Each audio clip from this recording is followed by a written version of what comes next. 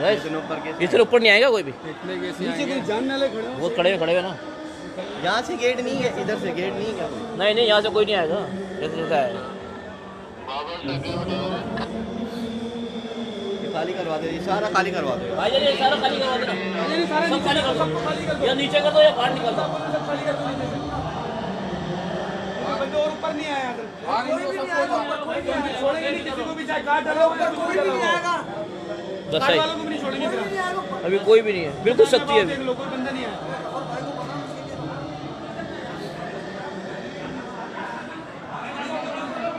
راستہ پیچھے جاؤ, سارے پیچھے جاؤ.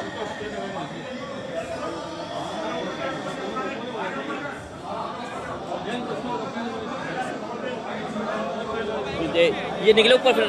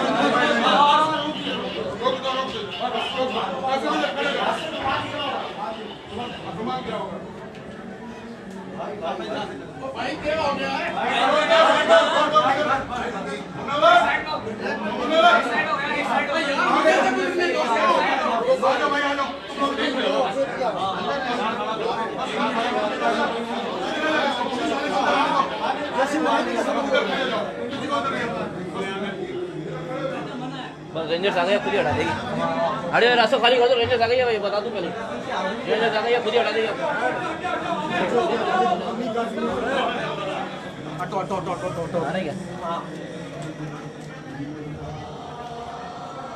یار آپ لوگ ساتھ ہو تو چلے جاؤ اوپر یار, مہربانی کرو چلے جاؤ یار, راستہ چھوڑ دو. ایک منٹ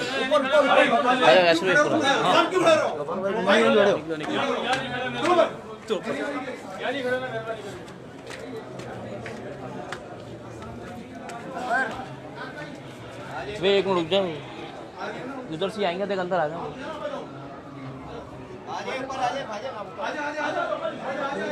نہیں آپ چلے آؤ, اوپر چلے, اوپر چلے.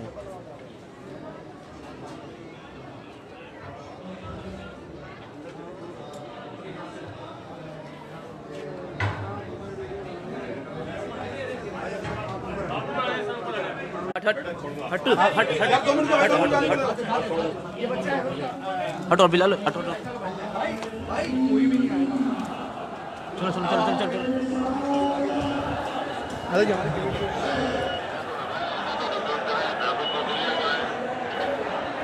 ہٹو راہل بھائی, سامنے لڑو.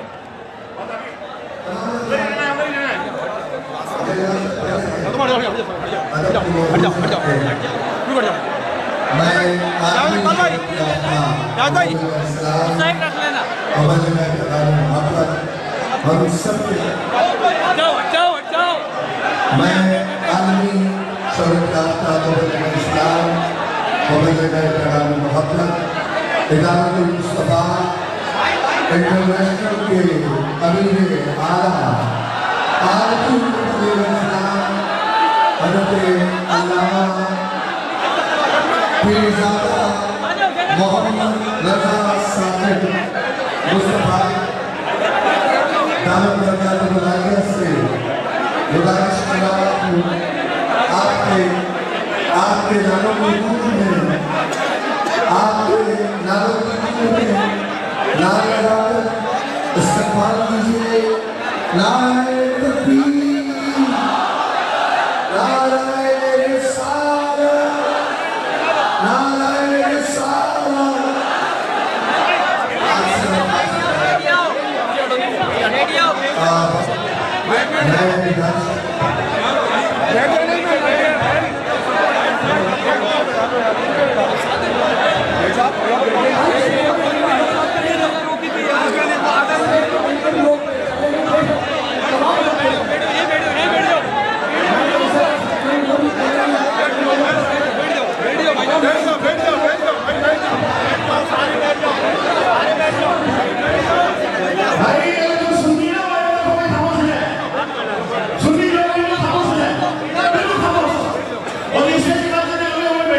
بڑھیا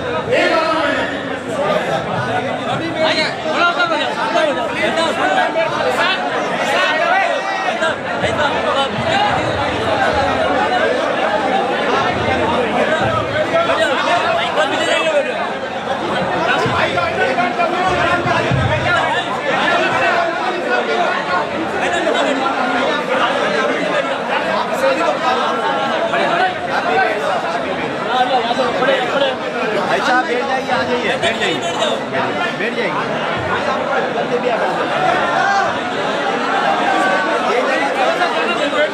अरे हम तो बिठा रहे सबको, आप बैठ कर साइड में, साइड में, साइड में, साइड में।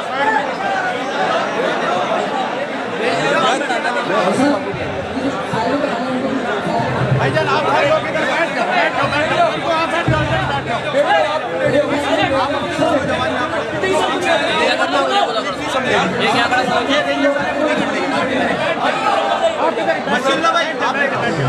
इकबाल भाई ये संभाल लेंगे, ये दोनों जवान अपने खड़े कर रहे हैं यहाँ। सही है, सही है। आरो साहब आप खड़े कर, बस बैठ जाओ, बैठ जाओ। बैठो भाई, सामने बैठो। गफर भाई ये इन दोनों को खड़ा रखो, ये दोनों जवान खड़े हो रहे हैं, ये खुद ही लेके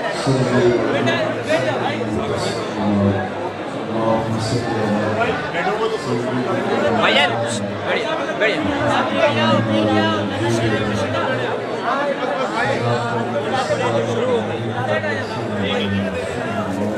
यार ये पिना दो ना जरा, पिना दो। आप आ जाओ भाई, आ जाओ आप। एक मिनट दे रहा हूँ तरीके से, आप आ जाओ। ठीक है, ठीक है, हमें सारे दे दे यार। आप है ना, बस दे दो सबको। भाई जान ये साथ है, ये साथ आप, ये साथ है।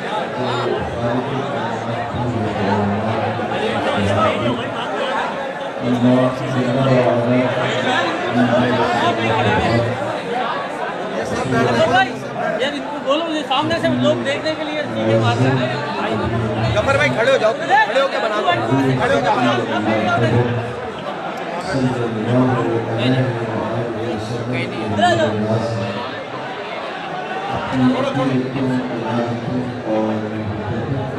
जफर भाई, गफर भाई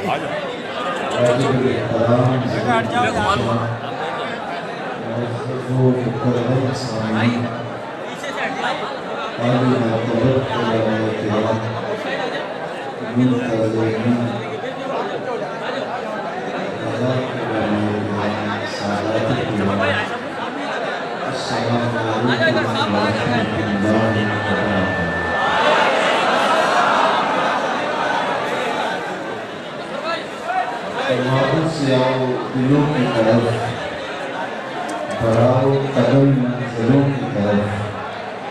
फकीरों की सोहबत बड़ी चीज़ है, कभी आओ महफिलों की तरफ। आज मेरी और आपकी खुशबख्ती कि जिगर गोशा गौसे आज़म हज़रत सैयद सादात सफ़ी अब्दुल वहाब शाह जीलानी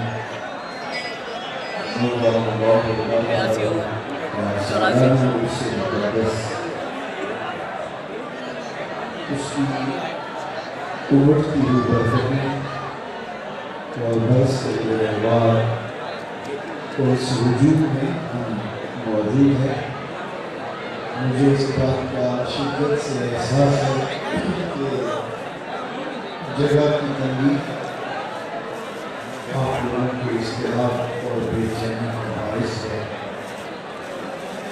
मेरा ख्याल है कि ये जो लोग आगे बैठे ये थोड़ा सा तंग होकर बैठे हैं, तो पीछे खड़े होने वालों के लिए थोड़ी सी गुंजाइश हो जाए। आप थोड़ी सी मेहरबानी करें, ये लोग जो खड़े हैं खड़े ये हैं करीम भाई, तो आप जितना आगे सोच सकते हैं सोचिए, ताकि उसको लोग गुंजाइश बना सकें।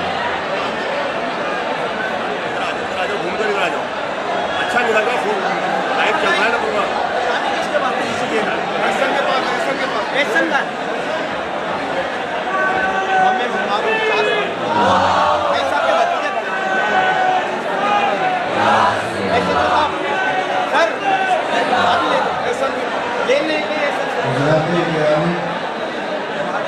جہاں کو کھڑا ہونے کی گنجائش میں وہی ہے وہی آپ تشریف رکھے اور خاموشی کے ساتھ چند لمحوں کے لیے اپنی ساری توجہات سمیٹ میری جانب تقسیم کریں۔ اللہ شاہی آپ کی حاضری اپنی بارگاہ میں قبول فرمائے۔ یہ پہلی مرتبہ خاندان بزرگوں کے نظارات کو اتفاق اور اپنی ہمارے بہت میں درس دیا اذا تخجلتم فی القبور فاستعینوا من اہل القبور، جب تم امور میں پریشان ہو جاؤ اہل اللہ کی قبر پہ حاضر ہو، وہاں تمہیں قرار باطن نصیب ہوگا، تمہیں دل کا چین ملے گا، تمہارے روح کو قرار ملے گا۔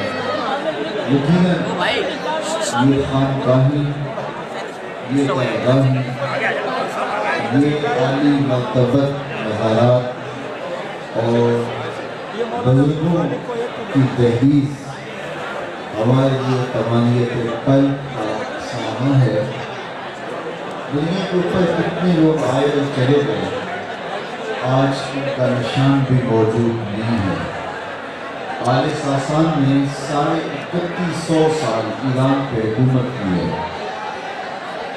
یہ بات دیگرے اس ایک خاندان کے 150 حکمران تخت نشین ہوئے، لیکن آج دنیا آل ساسان کا نام بھی نہیں جانا، صرف تاریخ کے اوراق میں ان کا تذکرہ باقی رہ گیا، باقی دنیا کو ان کا نام بھی بھول گیا ہے۔ مشتاق یوسفی نے کیا خوب کہا تھا، مٹ گیا مشتاق دل سے رنگے یاد رفتگاں، پھول مہنگے ہو گئے قبریں پرانی ہو گئی۔ اور کس کے پاس وقت ہے کہ وہ کسی کو یاد رکھے؟ ہم تو اپنے سکے عزیزوں کو بھول جاتے ہیں اور ان کی قبر کے نشان بھی ایک عرصے کے بعد مٹ جاتے ہیں۔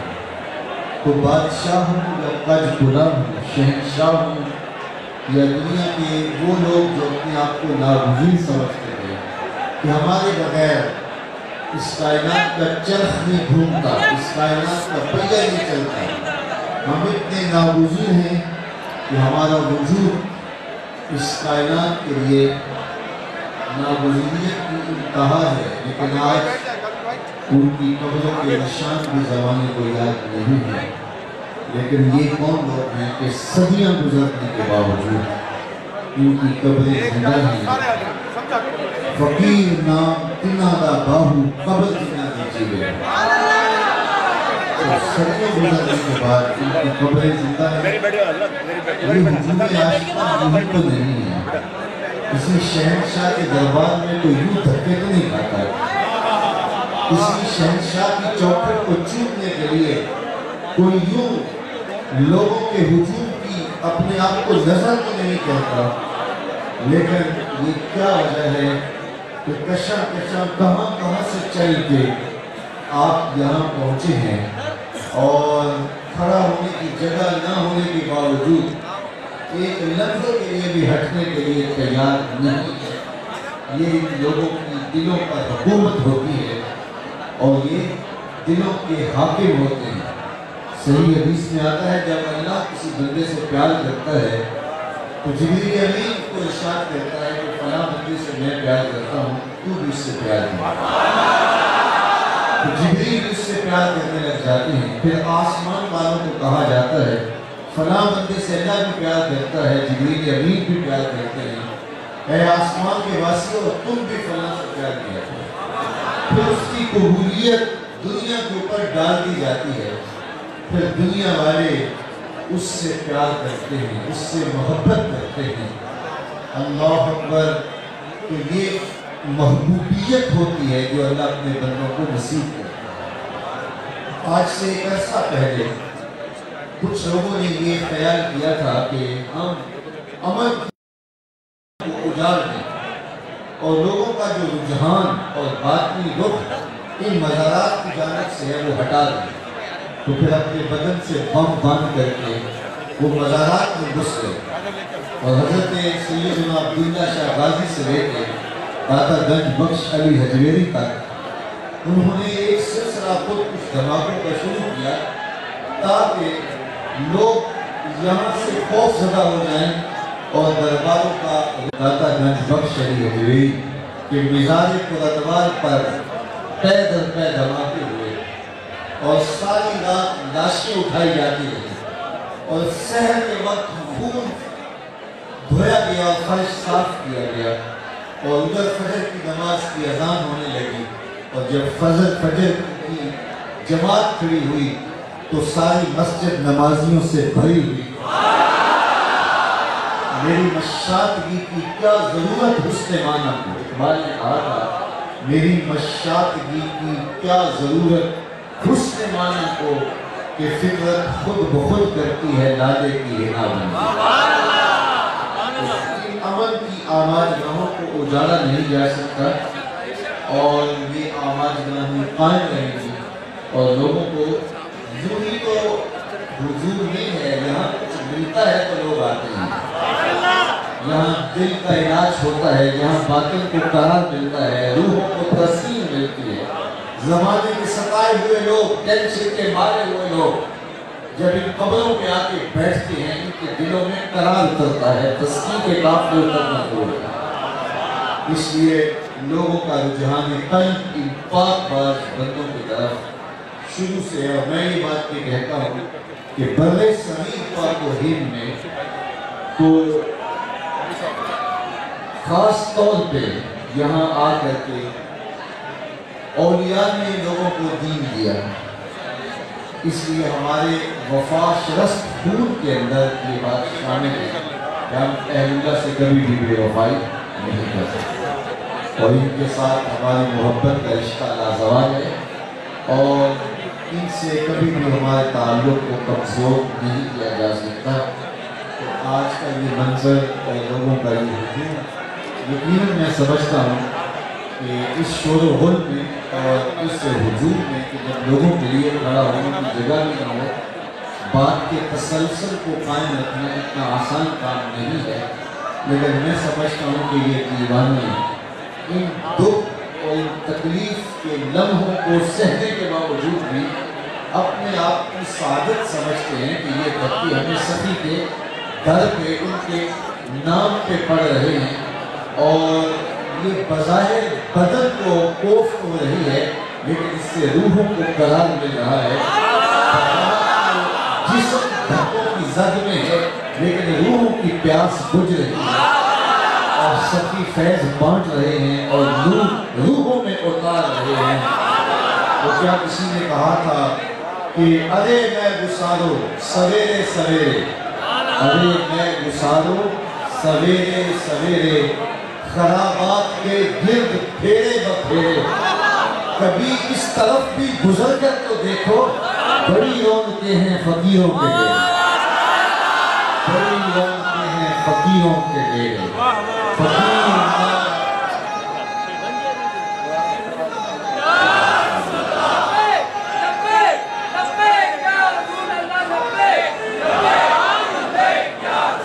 فقیر نام دا بابو قبر جنہ دی جیوے ہو.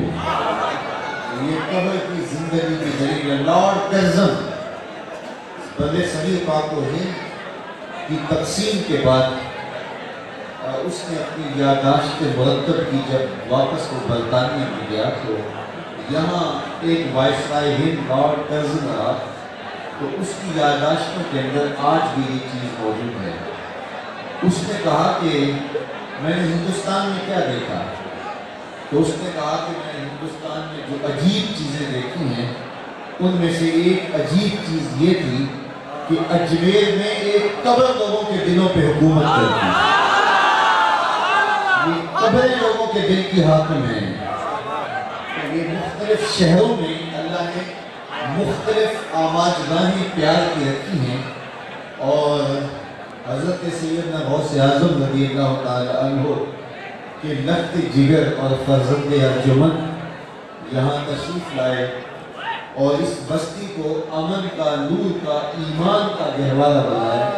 اور یہ خوش نصیبی ہے اس بستی کے لوگوں کی کہ یہاں حضور کی نسل پاک کی خوشبو موجود ہے، اور ہم جو مشکلوں میں، مصائب میں، آلام میں پھنستے ہیں تو ان کی قبر رحمت پہ آ کے اپنے دکھوں کا مداوع کرتے ہیں، اپنے دل کے قرار کا سامان کرتے ہیں۔ آج ہمیں یہ بھی کہا جاتا ہے کہ تم اہل اللہ کی قبروں پہ کیوں جاتے ہو، وہاں رکھا کیا ہے؟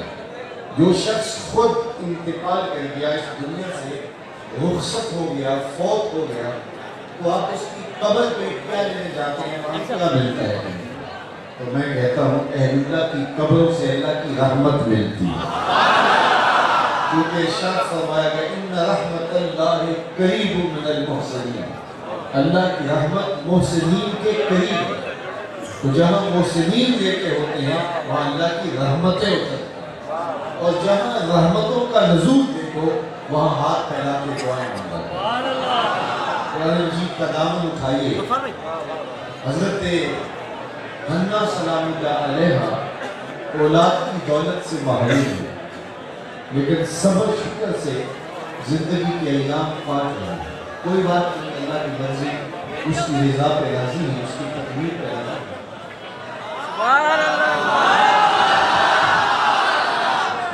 یہ عظیم المرتبہ خاندان ہے، انبیاء کا خاندان۔ قرآن مجید کے دامن میں سورہ آل عمران اس عظیم خاندان کی کہانی کو بیان کرتی ہے۔ تو حضرت حنہ جو کہ زوجہ عمران ہے، اور آل عمران اسی عمران علیہ السلام کے خاندان کے نام سے منسوب قرآن مجید کی ہے۔ ذرا دیکھیے، آپ کی تھوڑی سی میں توجہ چاہوں گا۔ حضرت حنہ کے ہاں اولاد نہیں تھی، حضرت عمران کے ہاں اولاد نہیں تھی، لیکن وقت گزرتا ہے اور وہ مطمئن ہے کہ کوئی بات نہیں، اللہ کو جس کا منظور ہاں اس کی تقدیر پہ راضی ہے۔ ایک دن دوپہر کا وقت ہے، صحن میں چارپائی بچھائی، حضرت حنہ دوپہر کاٹ رہی ہے کہ اچانک انہوں نے دیکھا کہ جو صحن کے اندر درخت ہے، اس درخت میں چڑیا کا گھونسلہ ہے اور چڑیا نے بچے نکالے ہوئے ہیں۔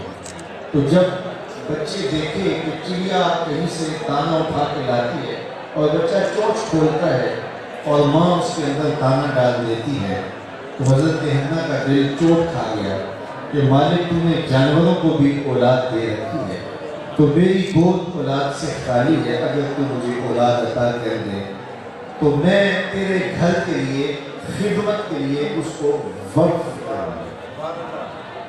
یہ حضرت حنہ سلام اللہ علیہ نے اللہ کی بارگاہ میں منت کی، اللہ تعالیٰ نے ان پر کرم فرمایا، وہ امید سے ہو گئی۔ اب جب ولادت کے لمحے آئے تو پیدا ہونے والا بیٹا نہیں تھا، پیدا ہونے والی بیٹی تھی، جو حضرت حنہ کے ہاں پیدا ہوئی، حضرت عمران کے ہاں پیدا ہوئی۔ اب یہ سخت پریشان ہو گئے کہ بچی جوان ہوگی تو اس کو کس طرح بیت المقدس میں رکھا جائے گا، جبکہ وہاں تو مرد ہے۔ سخت پریشانی کے عالم میں یہ سوچ رہے تھے کہ اللہ تعالیٰ نے فرمایا کہ پریشان ہونے کی ضرورت نہیں ہے، ہم نے تجھے جو بیٹی دی ہے ایسے بیٹے بھی نہیں ہوتے، اور اس کا نام رکھا گیا مریم سلام اللہ علیہ۔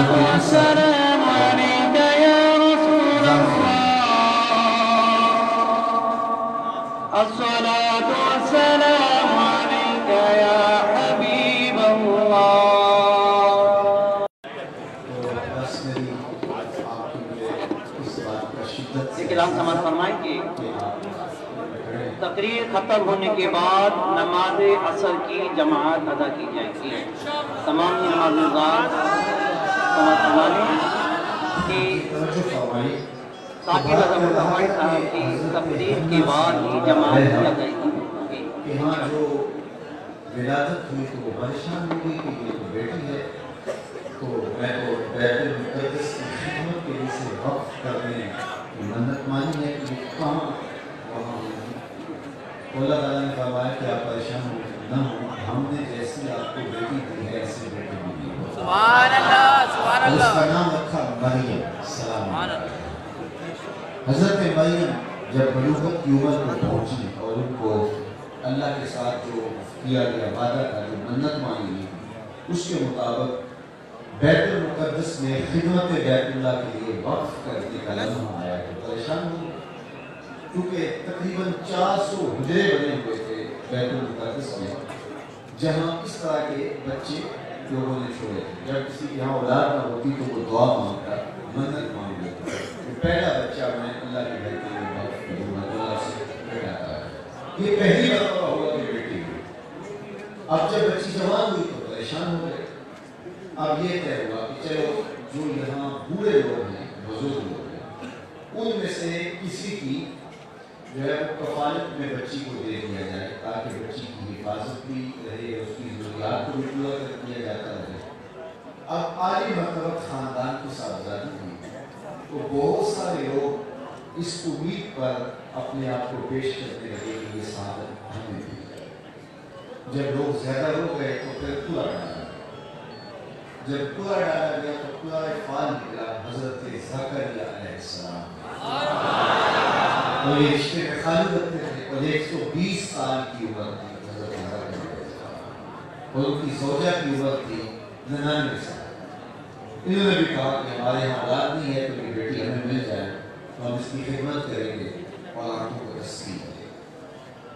حضرت مریم کے لیے حجرہ متعین کر دیا گیا اور حضرت زکریا بروقت انہیں کھانا باہر پہنچاتے ہوئے آپ کو پورا کیا۔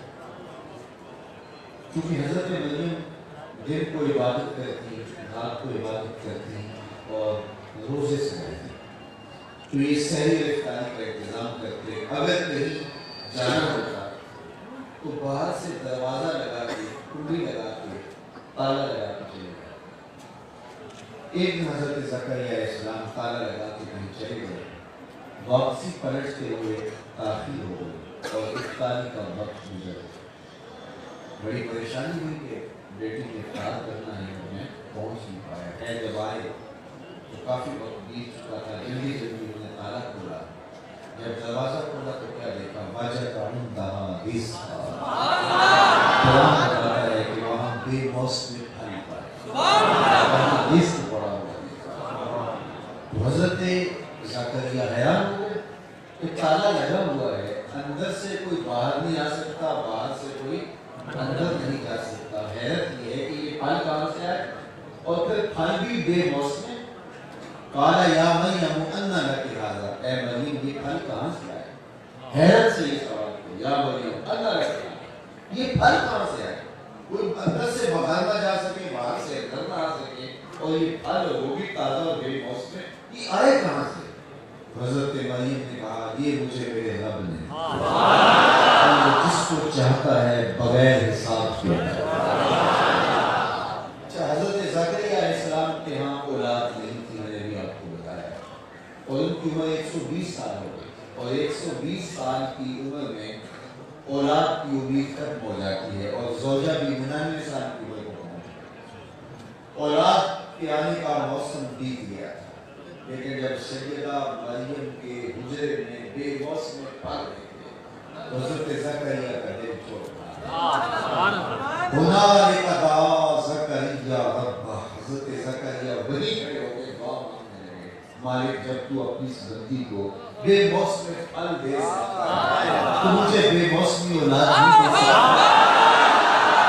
قرآن کا یہ حضرت زکریا پیغمبر ہیں اور حضرت مریم ولیہ ہے، بنی اسرائیل کی ولیہ ہے، نبی نہیں ہے ولیہ ہے۔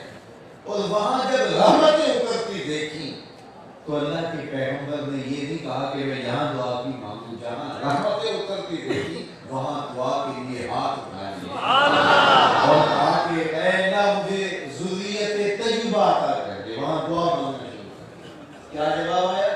اے پیغمبر یہاں کھڑے ہو کے کیوں دعا مانگتے ہو؟ صحرا کے پاس جاؤ، بیت المقدس چلے جاؤ، یہاں کیوں دعا مانگ رہے ہو؟ نہیں، فنادته الملائکہ وهو قائم يصلي في المحراب ان اللہ یبشرک بیحییٰ۔ حضرت زکریا وہاں کھڑے ہو کے ابھی دعا مانگ ہی رہے تھے، ہاتھ بھی منہ پہ نہیں پھیرے تھے کہ ندا آئی، اے زکریا مبارک ہو، ہم تمہیں یحییٰ کی بشارت دیں۔ معلوم یہ ہوا کہ جہاں اہل اللہ کے ڈیرے ہوں وہاں رحمتیں اترتی، اور جہاں رحمتیں اترتی ہوں وہاں دعا مانگی۔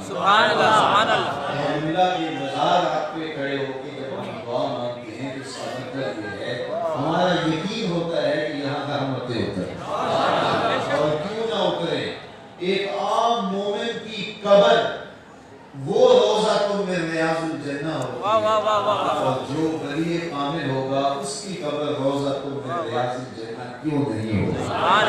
تو جنت کے کنارے کھڑے ہو کے دعائیں ہی تو مانگی جاتی ہیں. اس لیے ہم جب مشکلوں میں گھرتے ہیں تو اہل اللہ کی خدمت میں حاضر ہو کے اللہ سے دعا مانگتے ہیں.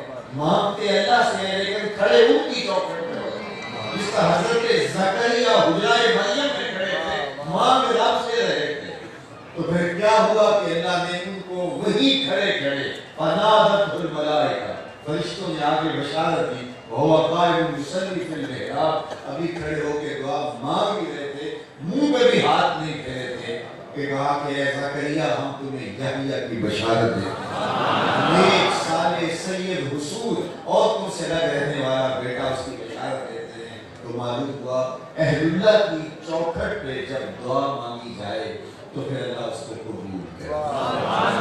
رحمت اتر رہی ہو وہاں دعا, کیا بات, سبحان اللہ, جہاں قہر و غضب اتر رہا ہوتا ہے وہاں پناہ مانگی جائے. سبحان اللہ, سبحان اللہ. آپ حج پہ جاتے ہیں تو جب آپ واپس آ رہے ہوتے ہیں منا کی جانب 10 ذی الحج کو, تو راستے میں بطن محسر آتا ہے, تو وہاں سے بھاگ کے گزرتے ہیں.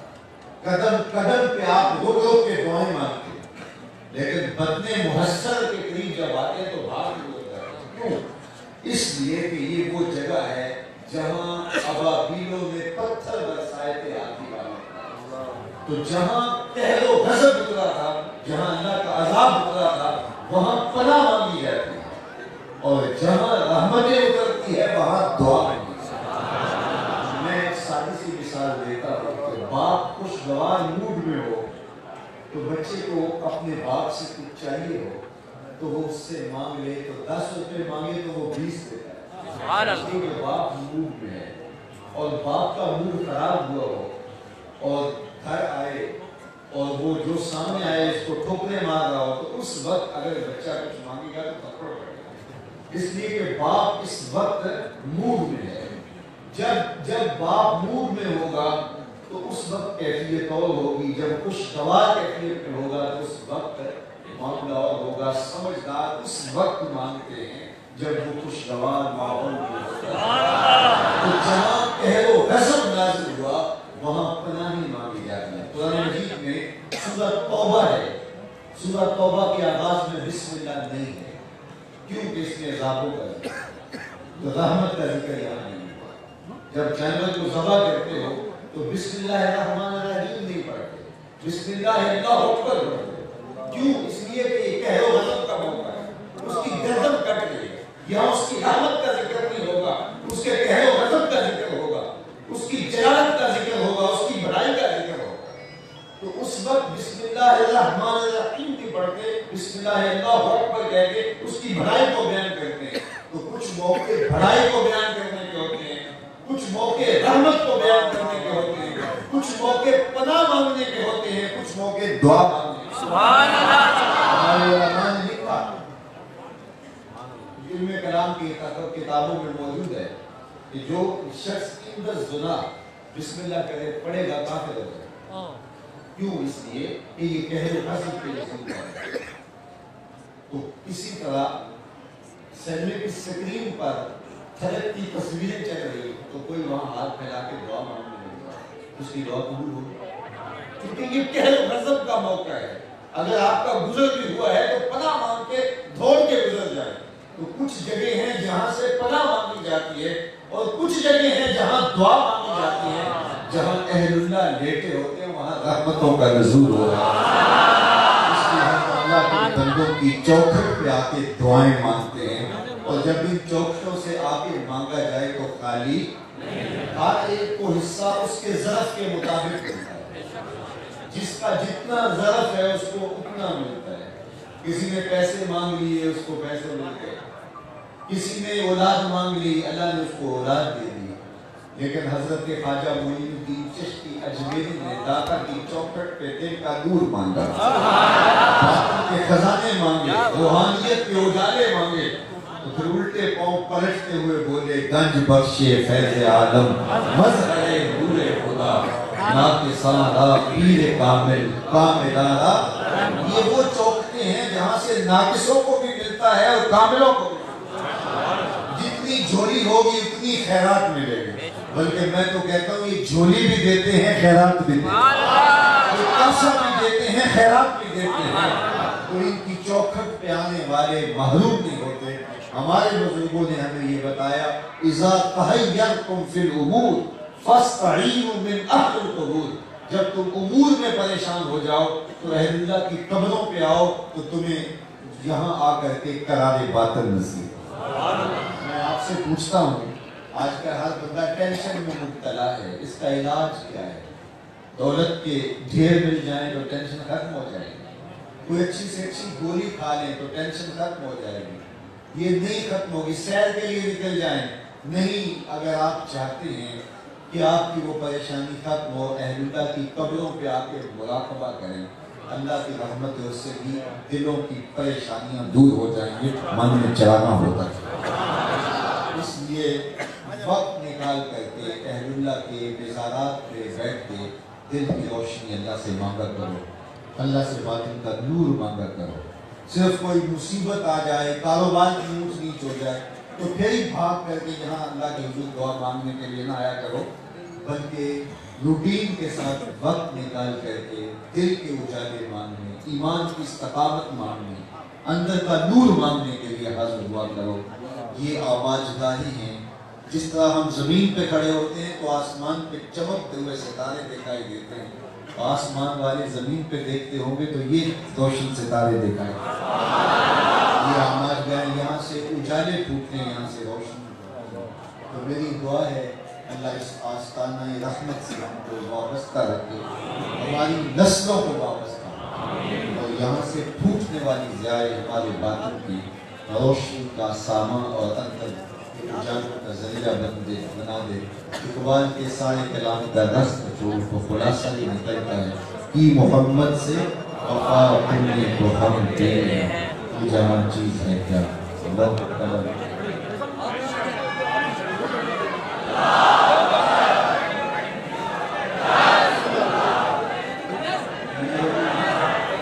احباب,